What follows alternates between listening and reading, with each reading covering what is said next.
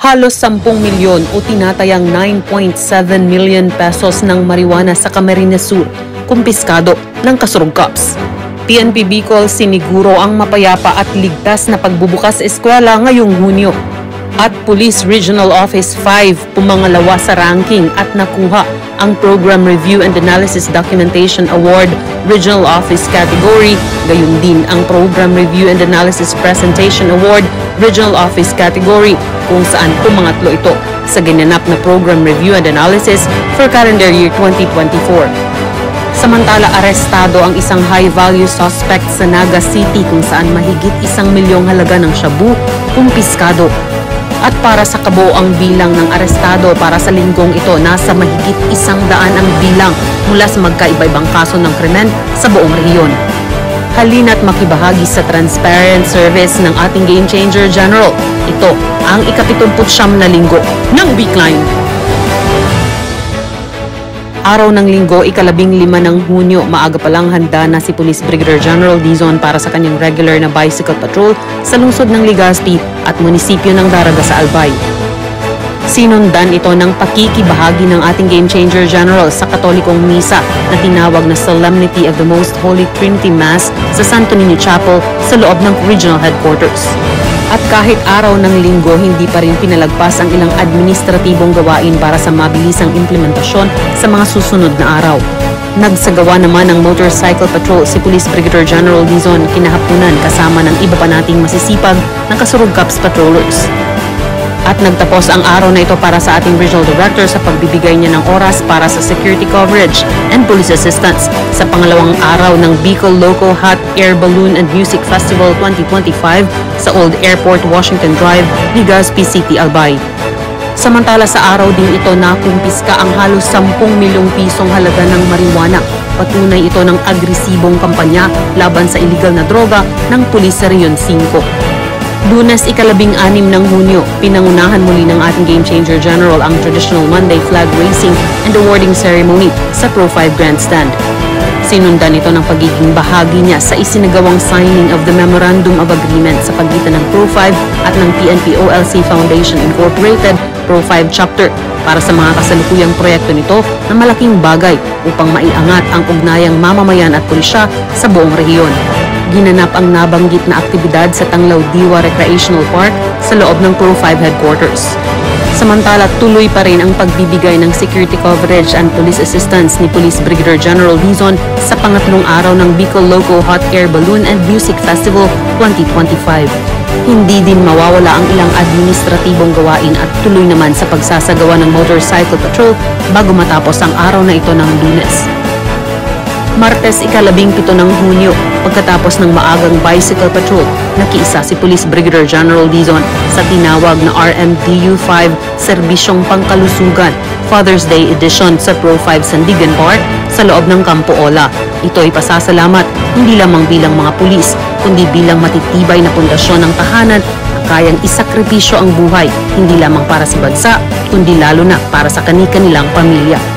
Sa araw din ito ay pinaghandaan ng buong pamunuan ng Pro 5 ang arrival honors para kay Most Reverend Oscar Jaime L. Florencio, Bishop of Military Ordinariate of the Philippines.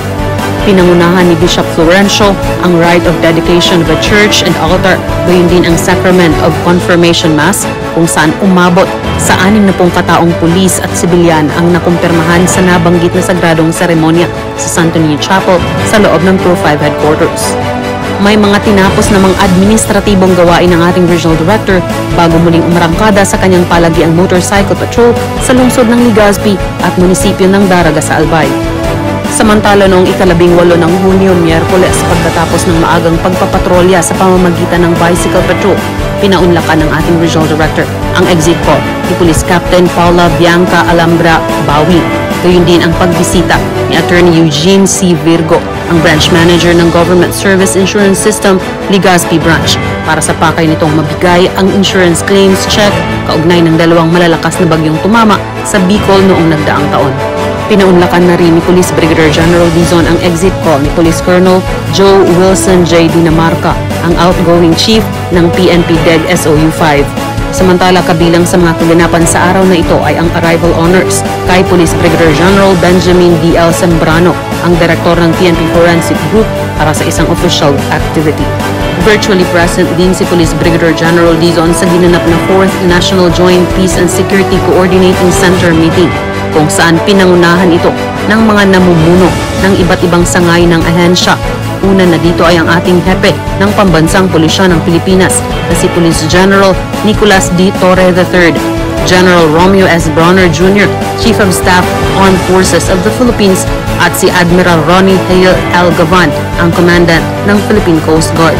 Sinundan din ito ng isang PNP Command Conference sa pangunguna ng ating butihing Chief PNP at kung saan virtually present pa rin ang ating Regional Director. At upang tiyaking masusundan ang lahat ng direktiba mula sa mga nabanggit na kaganapan, minabuti ng ating Regional Director ang gawin ng ilang administratibong gawain para sa mga kasalukuyang direktiba ng PNP. Huwebes, ika-19 ng Hunyo, nakumpiska ng mga operatiba ng Pulis sa Region 5 ang mahigit 1 milyong pisong halaga ng shabu, kung saan isang high-value suspect ang arestado. Samantala, sa araw din ito ginawaran ng parangal ang Police Regional Office 5, kung saan pumangalawa ito sa ranking at nakuha ang Program Review and Analysis Documentation Award Regional Office Category. Gayun din ang Program Review and Analysis Presentation Award Regional Office Category, kung saan pumangatlo ito sa ginanap na Program Review and Analysis for Calendar Year 2024. Biyernes, ika-20 ng Hunyo, matapos ang bicycle patrol ng ating Game Changer General, nakiramay muna ito sa pamilya ng pumanaw nating non-uniformed personnel na si late NUP Eduardo Q. Mendoza. Mahalaga ang ginagampan ng papel ng ating mga NUP sa hanay, kaya naman malaki din ang respeto natin sa kanila sa ganitong mga pagkakataon. Samantala, pagbalik sa opisina ay hinarap naman ng ating buting Regional Director ang exit call ni Police Colonel Marjon L. Valdewesa, outgoing Chief ng Aviation Security Unit 5. Sinundan ito ng ilang administratibong gawain, pagkatapos ay kabilang siya sa mga virtual attendees ng isinagawang PNP Command Conference sa pangunguna ni Police Lieutenant General Jose Melencio C. Nartates Jr., the Deputy Chief PNP for Administration, para sa ilang pang malawakang pagpapabuti ng PNP sa ilalim ng liderato ng ating hepe ng Pambansang Pulisya ng Pilipinas na si Police General Nicolas D. Torre III. At noong Sabado, ika-21 ng Hunyo taong kasalukuyan, pagkatapos ng kanyang bicycle patrol, pinangunahan ni Police Brigadier General Dizon ang tabletop exercise and conference kaugnay ng 5-minute response time strategy and development plan sa Pro 5 conference room. Sa araw din ito na ihalal ang Team Kasurugap's Rescuers bilang second runner-up sa ginanap na First Regional Wasar Olympics sa Matayong Lagun, Kataingan, Masbate. Hindi naman mawawala ang mga administratibong gawain ng ating Regional Director. Sinundan ito ng motorcycle patrol sa lungsod ng Legazpi at munisipyo ng Daraga sa Albay.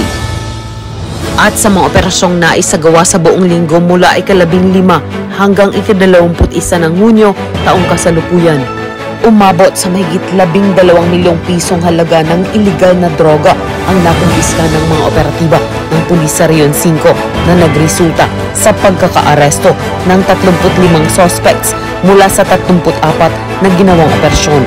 Nanguna dito ang Camarines Sur Police Provincial Office, sinundan ng Naga City Police Office at pumangatlo ang Camarines Norte Police Provincial Office.